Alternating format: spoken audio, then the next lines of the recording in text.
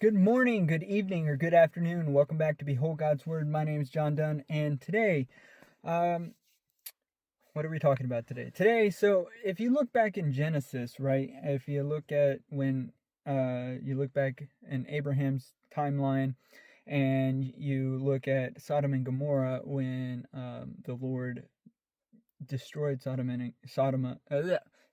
and Gomorrah. A bit of a tongue twister, apparently.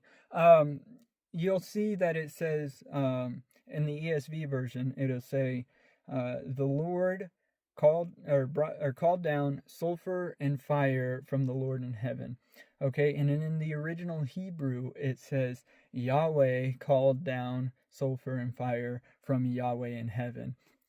And that's just showing you that Jesus has been in the beginning. Jesus has been active, and he's been a part of everything that's been going on throughout the Bible and all of that, because a lot of people are saying that Jesus isn't God, and they'll ignore verses like John 1:1, where in the beginning was the Word, and the Word was with God, and the Word was God, and the Word, and and it's talking about all that stuff, and then where he says, if you believe Moses, you'd believe me because he wrote of me. And then before Abraham was, I am. And when in that Abraham one where he says, before Abraham was, I am, the Jews knew what he was talking about. They even picked up stones because they were going to kill him, because of they were claiming that he was speaking blasphemy. And also Jesus says, I and the Father are one. And so, there's all kinds of evidence that Jesus was in the beginning with God. There's all kinds of evidence that Jesus is who he said he was. He died and rose again, proving that he was God.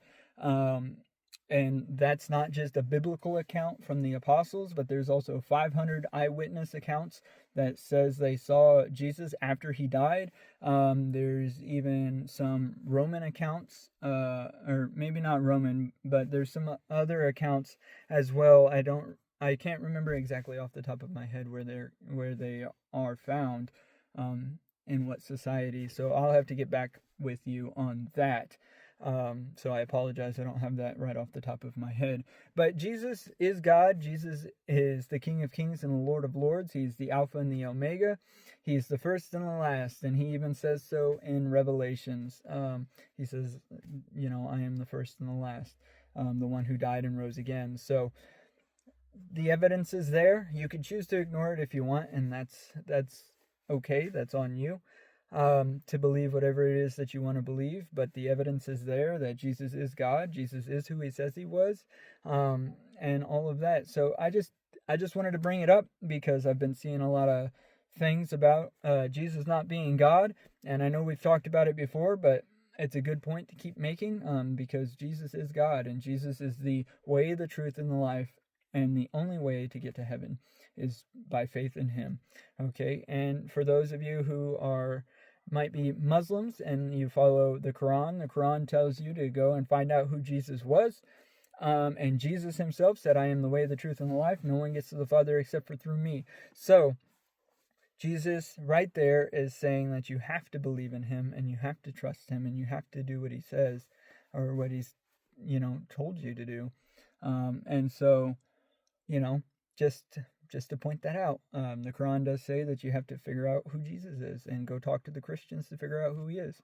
And so that's all I wanted to say. I just wanted to remind you guys that Jesus has been throughout the entire Bible, through the Old Testament and the New Testament.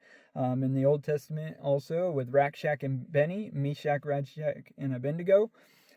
He was in the fire with them. Jesus was. He was that fourth man in the fire. So, the evidence is all over the place.